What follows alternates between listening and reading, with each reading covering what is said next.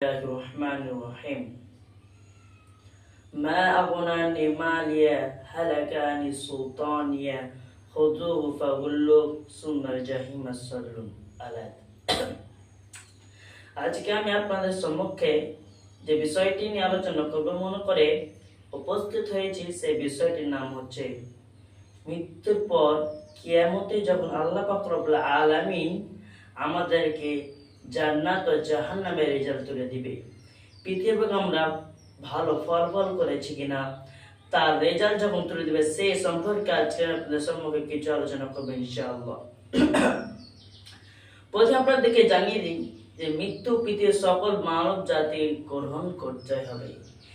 এইটি কারণ মহান পাক রব্বুল আলামিন তিনি পবিত্র কোরআনুল কারীমের মধ্যে মৃত্যু সম্পর্কে তিনি স্পষ্ট প্রমাণিত করেছেন। সূরা আল ইমরানের 150 নম্বর আয়াত তিনি বলেন কুল্লু নাফসিন যায়কাতুল মাউত, পৃথিবীর সকল নাফসকে মৃত্যুর স্বাদ অবশ্যই গ্রহণ করতে হবে। আপনি যেই হন না কেন, আপনি যেই নেতা হন না কেন, আপনার সামনে অবশ্যই মৃত্যু আসবেই। আপনি যদি মৃত্যুর হাত থেকে বাঁচার জন্য সমুদ্র সর্বনিচে স্তনে অনেক বড় প্রাসাদ করে লুকিয়ে থাকার চেষ্টা করেন, আপনি এই কথাটা জেনে রাখুন তবু আপনার সামনে মৃত্যু আসবে।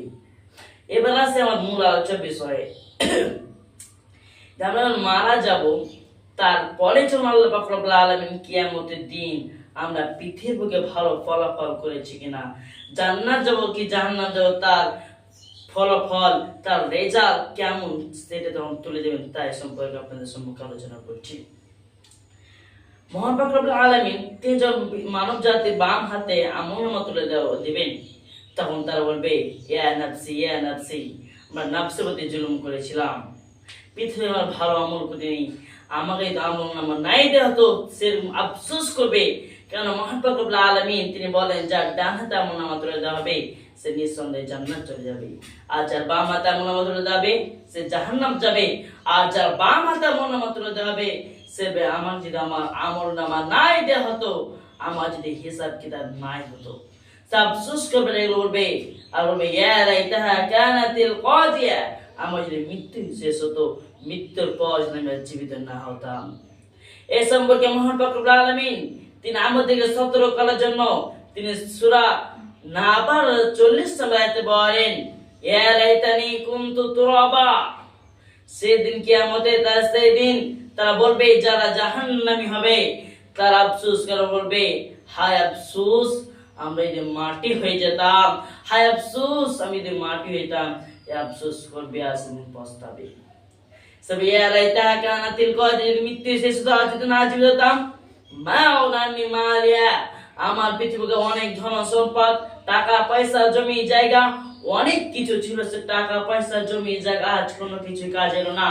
ইয়া লাইতাহা কানাতিল কাদিয়া, পৃথিবীতে অনেক ক্ষমতা ছিল, যে জায়গাতে আমি একবার পা রাখতাম সেই জায়গার মানুষেরা ভয় থরথর করে কাঁপতো, আমাকে অনেক সম্মান করতো, আমাদের সকল মানব জাতিরা ভয় করতো।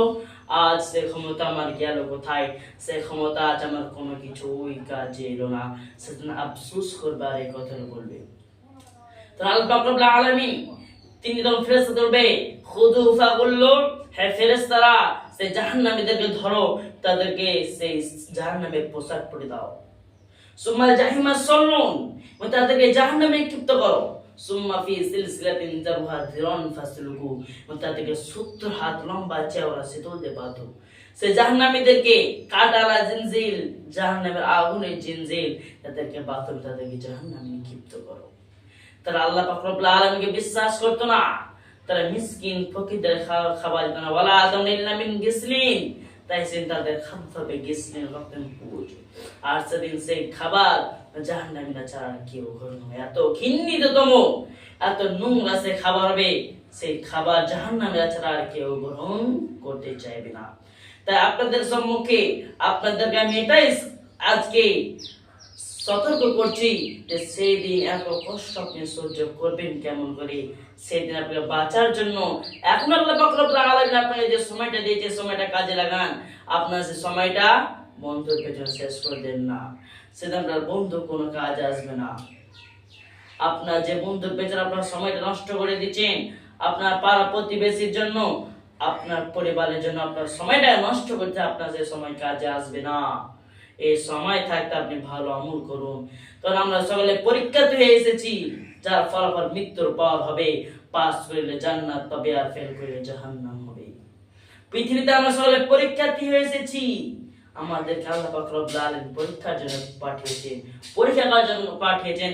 কারণ মহান পাক রব্বুল আলামিন তিনি পবিত্র কুরআনুল কারীমের মধ্যে স্পষ্ট বলেন, আল্লাযী খালাকাল মাউতা ওয়াল হায়াতা, সৃষ্টি হয়েছে মৃত্যু ওয়াল হায়াত এবং জীবিত, লিয়াবলুয়াকুম আইয়ুকুম আহসানু আমালা, তোমাদেরকে পরীক্ষা করার জন্য কে এর মধ্যে সবচেয়ে উত্তম আমলের দিক দিয়ে। আমাদের আমলটাই তিনি দেখবে, আমাদের টাকা পয়সা দেখবে না। কি তোমাদের সবচেয়ে বেশি টাকা পয়সা জমিয়েছে, কার বেশি ক্ষমতা ছিল, এগুলো মহান রব্বুল আলামিন দেখবেন না। আমাদের আমল দেখবে, আমাদের আমলটা কি ছিল। তাই পরিষ্কার আপনাদের সম্মুখে এটাই বলতে চাই যে আসুন ভালো হয়ে যান, আল্লাহ পাক রব্বুল আলামিনের ইবাদত করুন, নাহলে আপনার কোনো কিছু কাজে আসবে না। পয়সা মহান পাক রব্বুল আলামিন দোয়া করি, আল্লাহ তুমি রহমান, তুমি গফফার, সকলকে পাঁচ ওয়াক্ত সালাত আদায় করার তৌফিক দান করুন, প্রত্যেকেই জান্নাত লাভ করতে পারে, সাআদাতে বাঁচতে পারে। আমিন সুম্মা আমিন। ওয়া সালামুন আলাল মুরসালিন।